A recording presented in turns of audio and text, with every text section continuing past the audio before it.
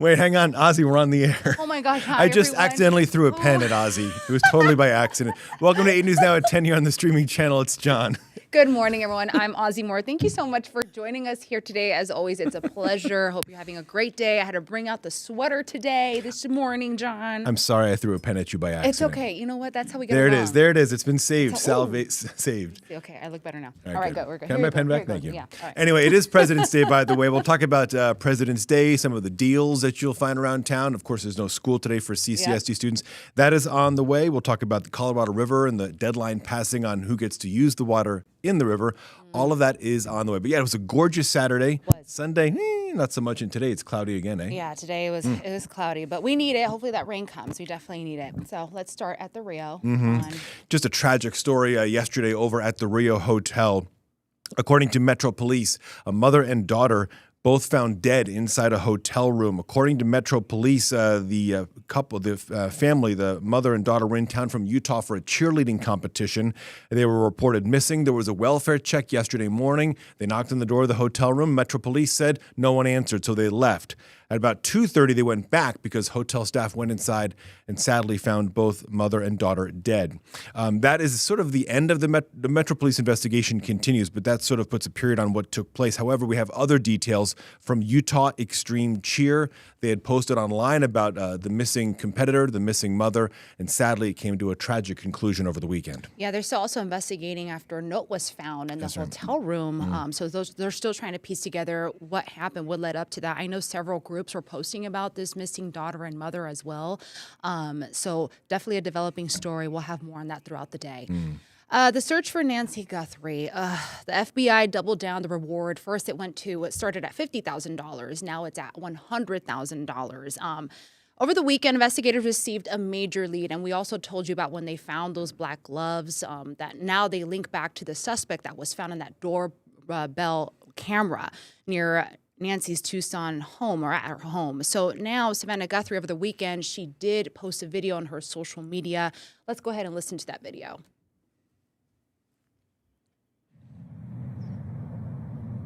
And we believe in the essential goodness of every human being.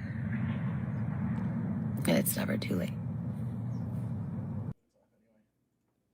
All right, so we can't listen to that video, but what she was saying is she was thanking people for all the thoughts and prayers and basically telling the accused kidnapper to please come forward, the right thing to do. They're never going to give up to find their mother, Nancy Guthrie, 84 years old. And I was talking about those gloves. They did link back a DNA profile that appears to be a match of a person, but they're still trying to process this information. Hopefully something links up to who that person is. Yeah, there's a lot to dissect on that. And of course, hearing from Savannah Guthrie, the Today Show co-host, saying that the family still believes that Nancy, who's 84, is still alive. But at this point, investigators seem stumped, even though they found these gloves that may be connected to the suspect. We'll see where it goes from here. Oh, real quick, because I know there's video playing. So the FBI also said that they were able to trace back like the mask and clothing to Walmart. Yep. So they're trying to also piece that together. They do say that the person kidnapper suspect is about 5'9", 5'10". So they're bringing details, they're developing details to us. Bits and bobs. Let's go to Washington, D.C., where the Department of Homeland Security is in a partial government shutdown. Congress has failed to pass a Homeland Security funding bill. That was over the weekend. Lawmakers have left town. They're not expected back for the better part of this week. So on Saturday, the funding bill lapsed, and thus we are now in a partial government shutdown. As we've been covering here on the streaming show at 10 o'clock, Democrats refuse to support any funding measure until there are reforms to immigration enforcement nationwide. Democrats are pushing for body cameras, which have now been installed by Homeland Security. They want those federal agents to take their masks off. They want changes to how the warrants are executed, or the fact that there are warrants at all executed by Homeland Security, by ICE agents, Border Patrol, etc. And until that happens, they're not going to support a funding package, and that is this stalemate. A lot of Republicans are resistant to those ideas. So we're in a partial government shutdown. The good news is, Ozzy, most people, it won't be in effect immediately because there's already some money in the Homeland Security funding system. The next paycheck is March 3rd, and at this point, though, they may not get one. Yeah, and we do know that TSA has been impacted, FEMA, the Coast Guard. Now, I know a lot of people are worried about TSA because of travel, but some of the experts say that usually TSA does not start calling out. Usually the longer the shutdown lasts, that's when we see those call outs. I know that they're working to support TSA right now, but the problem is once they get on a certain program where they get unemployment due to those insurance claims that they file, they still have to pay it back. So that's the only issue there. So definitely keep an eye on that. Yeah. Crisis on the Colorado River. And John, you can add to this as well, because I know you've reported on this as well. February 14th deadline for a 7-state water agreement has passed without a deal. So likely handing control to the Colorado River, or of the Colorado River, over to the federal government. So Southern Nevada's water chief expressed deep frustration on Friday, stating that posturing doesn't fill the taps and that Nevada is prepared to fight legally to protect its residents. So the situation is pretty dire. We're talking about Lake Mead is only a third full, and forecasts show that the river delivering just about 57% of its normal flow this year, and that's why we need the rain. That's why we keep saying and telling you and our forecasters, like Nate and Sherry, say we need that rain. And we also talk about the snowpacks, which also impacts as well. Yeah, you look at the snowpack in Colorado, in Utah, there's not a lot there. That is not good for down season when we get into the summertime. That water melts, and when the spring melt flows into the river, into the basin, and it ends up in Lake Mead. It may not end up in Lake Mead. There might not be much there. So that's a real concern when the winter snowpack, what there is, melts. The real interesting thing about the ongoing negotiations, the 7 states, they've had years to negotiate a new compact. The 7 states in the upper basin versus the lower basin. That's where Nevada is, lower basin, California, Arizona, et cetera, are having to absorb all of these cuts, whereas up north, Colorado, Utah, et cetera, they really haven't done much of anything, some might say. So they haven't been able to come to agreement. Interior Department steps in and says, all right, fine, we'll do it. And they're going to have something by the end of the year. Whatever happens will probably end up in litigation anyway. And so this ongoing chatter goes on when the lake is still low. So one of the things, too, just real quick, Glen Canyon Dam is only producing 17% less electricity, which impacts Southern Nevada directly, impacts us, how much we pay. So that's another issue there as well. Yeah, all the way along, all the dams, all the different basins along the river. So something to be concerned about and something to watch moving forward.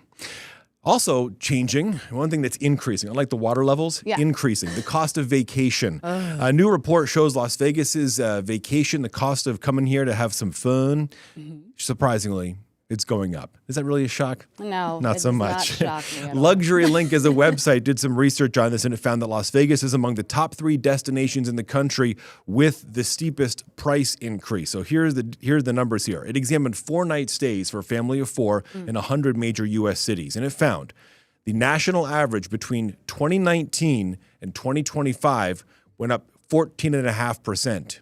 Las Vegas, that's the average. Las Vegas, 24%. We're in the top 3. Albuquerque, Salt Lake City also saw big jumps. Now, everything has gotten more expensive since 2019. Shouldn't be surprised that vacations have too, but it speaks to the effort to try and make Las Vegas affordable again, and that is an ongoing challenge. Yeah, some of the people that we also interviewed, because I was reading our report, they're saying that, they want to stay at one of these hotels, right? But it's the price and it's a sticker shock, right? So now they're trying to figure out if they have a relative that lives here so they could stay with them. By the way, we haven't gotten those calls ourselves in our time. Right. Everyone's like, we're coming to Vegas. Can we stay? You haven't heard from them 10 years. You're like, hey, remember those good times we had together? Can I stay at your pad? I was like, sure. Yeah, we were in elementary school together. Do you have a garage you can stay at? Right. So it speaks to the increasing cost of Las Vegas. And that is an effort by the resorts to try and mitigate that perception of the expenses and try and find budget options for visitors. So that leads us now to our question of the day. Well, not this story that we're talking about. This is a different thing that we're talking about. It is President's Day, right, Daryl? It sure is. Let's talk a little film, little TV. We wanted to know who your favorite fictional president might be. Maybe it's on the screen, maybe it's not on the screen. We did give you a couple options. Those are maybe some ones that are quickly recognizable. Of course, Harrison Ford, Air Force One, Morgan Freeman. I think he actually played the president a couple of times. Yes. Yes. And then I put on, let me get her name correct. I just want to make sure. Dreyfus. Yes. Veep. She was a vice president, but became president yes, briefly in the show. yes. Yeah. I didn't see the show. But I heard I had lot a couple about of it. nominees, but I think we'll get to that later in the other category. President Other, who served 4 terms. Can you believe that? Back in the 1890s, President Other. President Other, Yeah. 4 terms. Wait, one more before we go. I have to say this. Yeah. Thomas J. Whitmore from Independence Day. Okay. Oh, yeah, I was going to bring that up. Bill Pullman. We have, look at, there we Yeah. go. Yeah. Y'all Yep, remember? Nope. He's on the other. He's included. But no, we'll check on these results. Scan the QR code. You can just go to 8newsnow.com/vote from your phone, from your laptop, wherever you are on this President's Day. A lot to choose from. All right, stay with us. We'll be right back. We'll talk about the weather and... The return of Sherry Swensk. Stick around. Yay!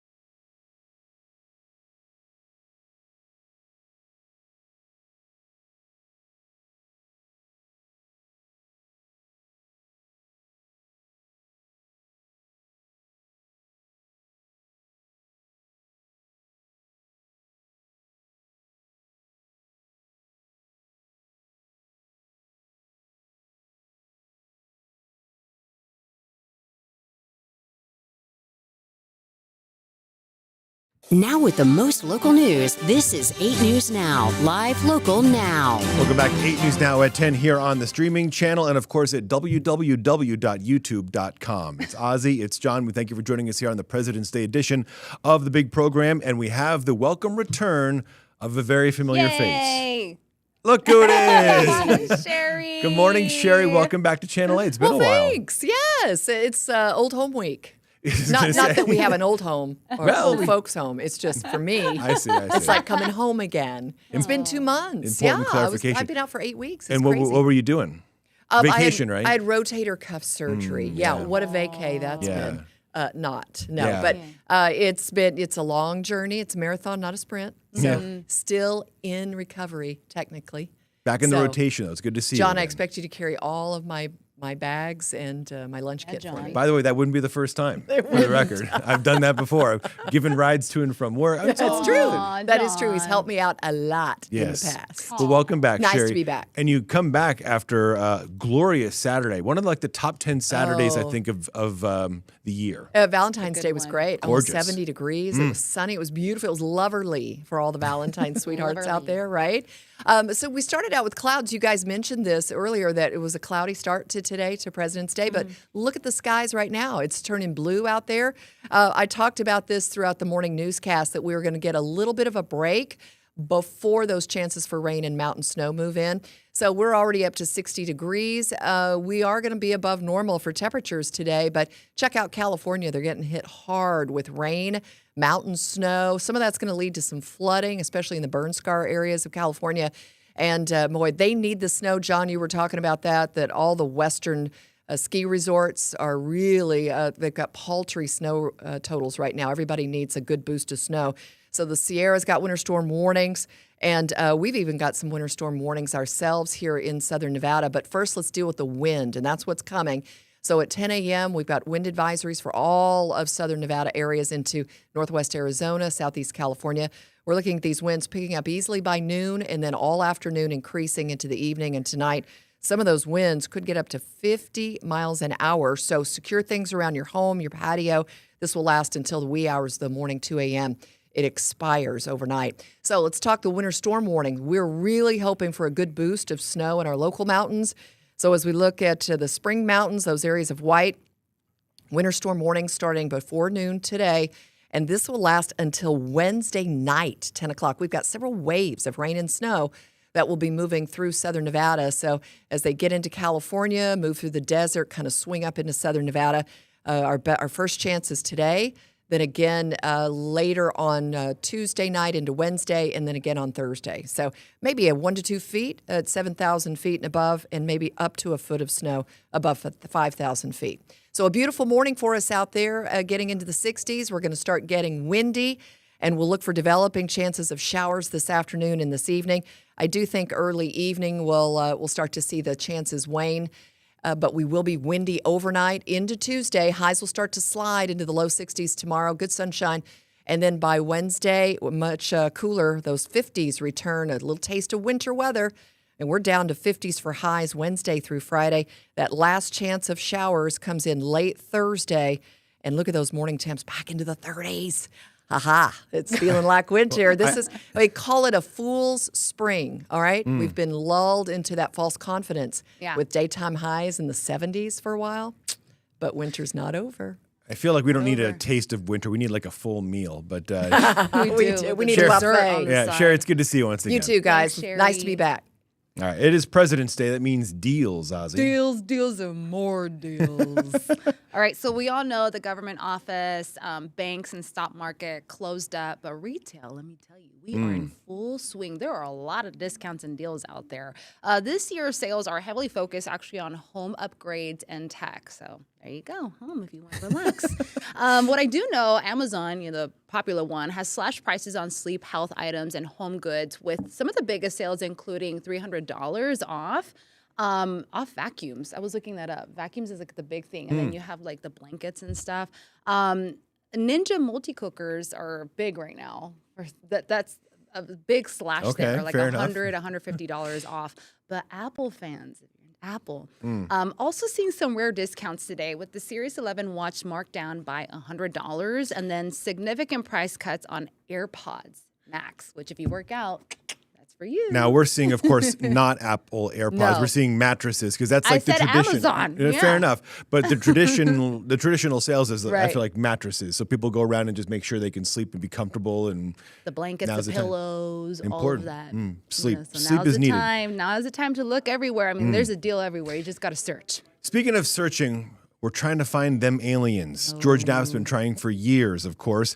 Interesting conversation from former President Barack Obama on a recent podcast where he said he was asked if aliens are real. And he said, quote, "They are real, but I haven't seen them." And then he added in this podcast that they're not being kept at Area 51. I'm quoting here. The former president says, "There's no underground facility unless there's this enormous conspiracy and they hid it from the president."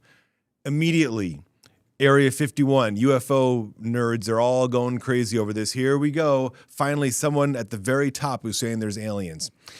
The president backtracked slightly on social media afterwards, saying he was just trying to stick with the spirit of the podcast and be jovial and this and that. So who knows how bona fide what he said is or was, if he was just joking around or whatever. But it does come, as you know, as we've been covering here, there have been more investigations, congressional hearings about UFOs around the world, not just around Area 51 and here in Nevada. Yeah, this is such a talker. I know, I love it. He also said, during those 8 years, he's never seen anything or an alien, like you said, and the universe is so vast. Like he also said, the odds of something being out there. I mean, there's life out there, according to what he said. So it's very, very interesting. It gets my mind thinking. Yeah. He's been watching the new season of Star Trek too. See, that's what happened. It gets in your brain. All of a sudden, everything gets colored just like that. I love seeing all the series like on HBO or Netflix when it talks about UFOs or aliens, just to see, what they find and how they investigate that. Either way, President Obama, thanks for sparking the interest once again in this conversation. It gives George Knapp more content for another month and a half. Right. We have much more coming up here. Stick around.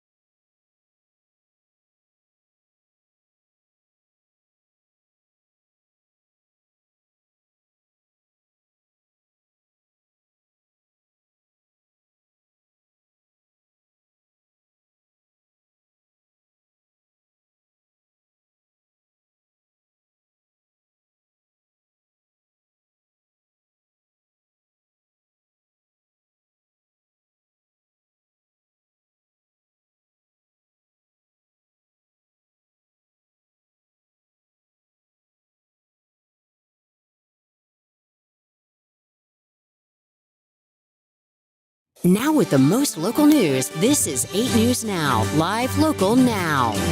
Hello, everyone. Hope you had a wonderful weekend and you enjoyed the day. Thank you so much for joining us. I'm Ozzy Mora. I'm John Langler, and we'll stay that way for some time. It is, of course, President's Day. We thought we would spice it up and talk about our best fictional presidents. Daryl, that's our megaphone question of the day. Yeah, it is. And we're getting some votes in already so far. The folks are fans of Morgan Freeman's portrayal of the president. He's had a few. Yeah. And there's some other options, but we expect to have a strong showing in this because there's so many more than just those three. Yeah. We're talking TV shows, movies, streaming era. There's new ones, but I know you probably have a few more you want to throw out there, John. I just have that one that I said. You brought up Bill Pullman from Independence Day, which is good. And I swapped him for Veep. For Julia Louis-Dreyfus. Yeah, on the list. I said, let's get a little more diversity in there. She is extremely funny, by the way. She's hilarious. I was going to nominate Martin Sheen from West Wing. He played President Bartlett. President Bartlett. Yes. And then Jed Bartlett. Yeah. Right? Okay. And then I was going to reference, this is off the beaten path, Dave. Dave is on these lists. Dave is on the list. Where Kevin Kline plays a dude who looks exactly like the president. The actual president gets incapacitated in a weird way. Okay. And so other Dave has to step in. It's a sneaky good movie. There's a lot of great. I mean, we can go on and on about this, All right, make sure Happy to President's Day. Yeah. Remember there's deals out there too. Because pillows and mattresses are the thing right now. Whatever you need. Whatever you need. No, it's Also, starting tomorrow after Yeah. President's Day, tomorrow's a big day. We've got Lunar New Year getting started, of course, and it's a 15-day celebration. Some of the Lunar New Year events have already started taking place, including this. This is over the weekend at Our Lady of La Vang Catholic Church. Vietnamese celebration here. Great to see. You can see it was also quite loud with those firecrackers going off. Yep. It is the year, Ozzy, of the fire horse. Yes. So actually, over the weekend, I went to the temple that's next to my house in California, and we were walking up to the temple. It's one of the biggest temples, actually, practicing Buddhism. And my daughter, she looked at the horse. I'm like, oh, look, year of the horse. She's like, no, mommy, it's year of the fire horse. Yeah. I was like, oh. I was like, you are so smart. So officially, New Year begins tomorrow, Yep. Tuesday, February 17th. So the fire horse, very interesting, and she taught me a few things. Is a zodiac sign that only appears every 60 years, and it's associated with high energy and rapid change. So this is your year. A lot of great information here. So major strip resorts like the Venetian, Bellagio, they always have the traditional dances and the foods, traditional lion dances. There we go, and the foods there also to bring in the new year as well. And of course, up and down Spring Mountain, all the different businesses, Shanghai Plaza, everything, they're going to be jammed with things for the better part of 15 days now, celebrating it. And, you know, AAPI, the Asian American Pacific Islander community in Las Vegas, is growing. Clark County, the last census, 240,000 here in Southern Nevada. So it is a growing part of our population, very vibrant, and the celebration's a lot of fun. Are they having that parade in downtown Summerlin tomorrow? They have the parade in downtown Summerlin as well, so good stuff. Good stuff. All right, let's bring it back to Black History at Springs Preserve. Yeah, Black History Month at Springs Preserve. They had their annual celebration there over the weekend as well. Had some music, some fun, some food trucks as well. You know, Springs Preserve does such a great job of informing all of us about what our history was. And specifically with Black History Month, they did a great job of just having a fun time and exploring Black history and its connection to Southern Nevada. Celebrating Black history. It was a family-friendly event. So many people attend. And I know I was mentioning throughout the month that tickets were going to be sold out. A lot of people attend this. So it's a great time to have everyone come together and celebrate history and culture. Yeah, love all that. Well, we love doing this program for you. Thank you so much for watching. Enjoy the rest of your President's Day. We're back with you right here tomorrow. Bye.